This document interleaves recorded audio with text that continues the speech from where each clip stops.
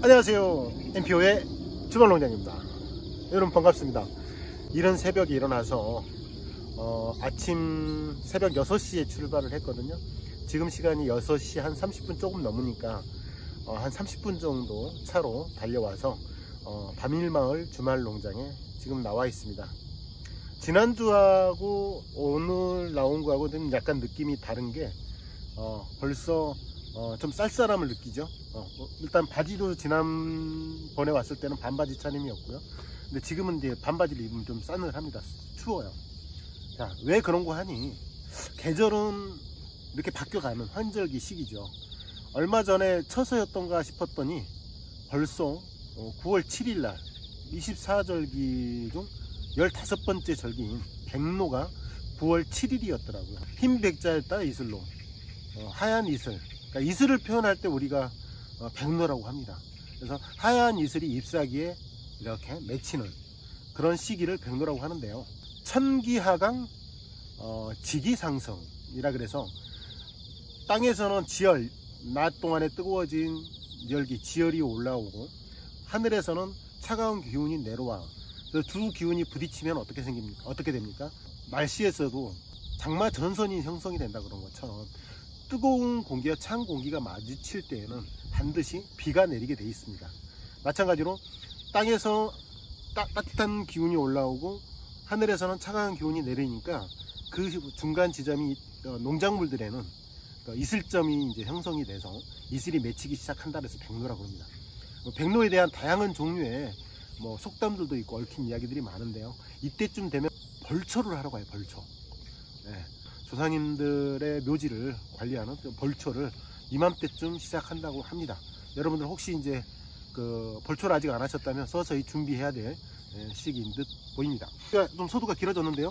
자, 이곳 밤일마을 주말농장에 저희가 8월 31일 날 저희가 배추 모종을 육묘장에서 구매해서 저희가 심었고, 우리 배추 모종을 심고 난 다음에는 항상 벼룩벌레 퇴치, 굉장히 많은 영상을 제가 찍어서 올렸지만 저희가 3가지 방법을 도입을 했습니다. 올해 농약을 치지 않고서 배추를 키운다는 것은 굉장히 어려운 일이에요.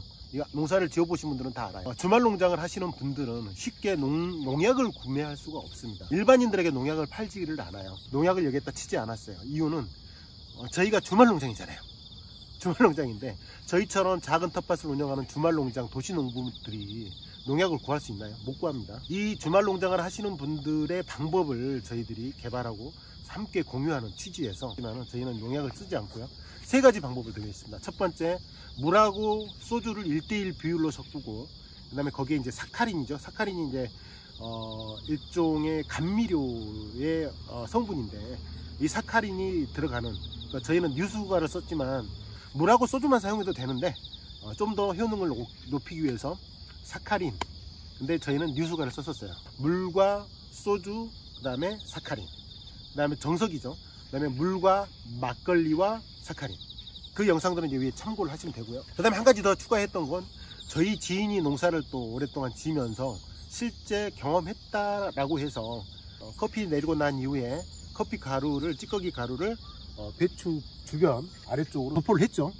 자, 그러면은 결과를 한번 보여드리겠습니다. 한번 보시죠. 배추가 어떻습니까? 아주 잎사귀가 깔끔합니다. 예, 보시죠. 여기도 예, 아주 깔끔하게, 물론 중간중간에 벌레가 먹은 흔적들이 있지만 아주 깨끗하게 잘 올라왔어요. 새로 올라오는 거는 깨끗하네. 예, 깨끗합니다.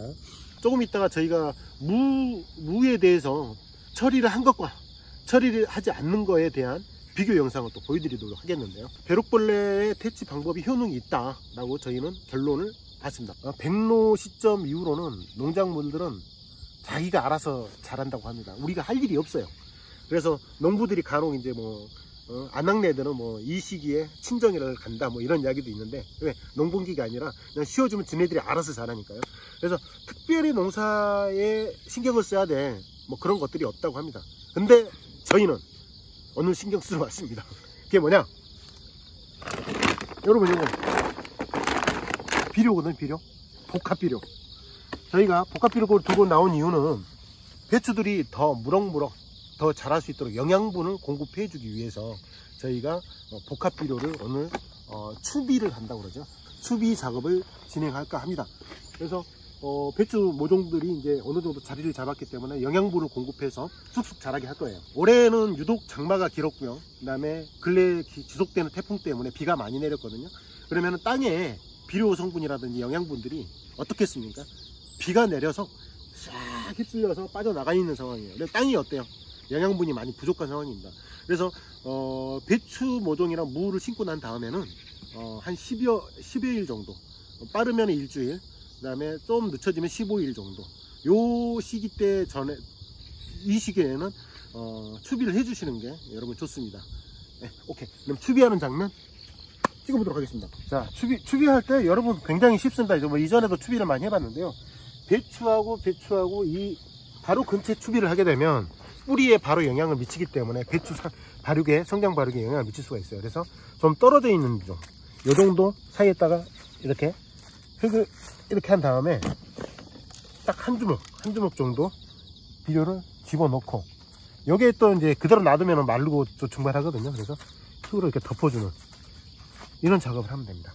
그러면은 얘와 얘 세 개가 뿌리가 현재는 요쯤에서 지금 처리할 텐데, 얘가 녹아서 뿌리 쪽에 영향을 미치면 비료가 자연히 흡수가 되는 그런 상황이 되겠죠. 자, 그럼 요쯤에서도 마찬가지로 이렇게 흙을 잡아주고 딱 한 주먹 정도를 넣어줍니다. 그리고 흙을 덮어주는 이런 상황. 이렇게 해서 제가 추비를 진행하도록 하겠습니다.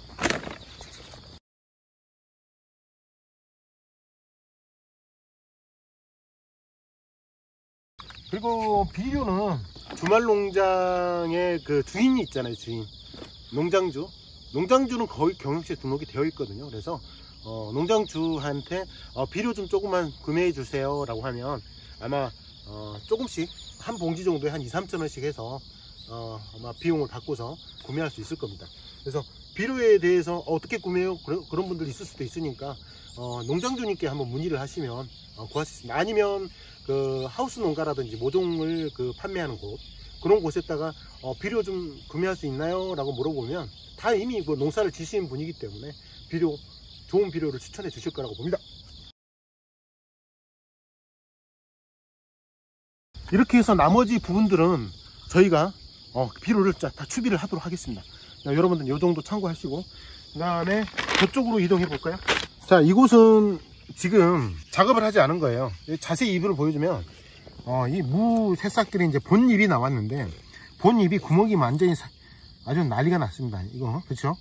다른 것들 보면 이게 정상적인 성장을 할 수가 없습니다. 왜냐하면 무 잎들이 광합성 작용을 해야 되는데 이렇게 벌레들이 먹고 나니 어떻게 영양분이 뿌리로 공급이 되겠습니까?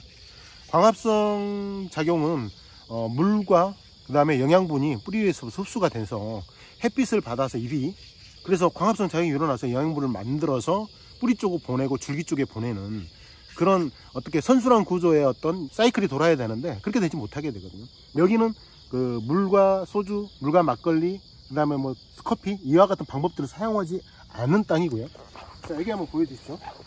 같은 물에도 이곳은 어떻습니까? 잎사귀가 아주 탱글탱글하죠. 여기는 살포를 했던 곳이고요. 분무기를 이용해서 물과 소주, 알코올, 소주나 막걸리, 그 다음에 사카린을 적당량을 섞어서 뿌려주면 효과가 있습니다. 보시면 아시겠죠? 비교되죠? 자, 이와 같이 여러분들도 무와 배추를 이렇게 경작할 수 있다는 거 명심하시고 한번 도전해 보시기를 강력히 추천해 드립니다. 네, 비교 영상이었고요. 자, 이상 MPO의 주말농장이었습니다. 감사합니다.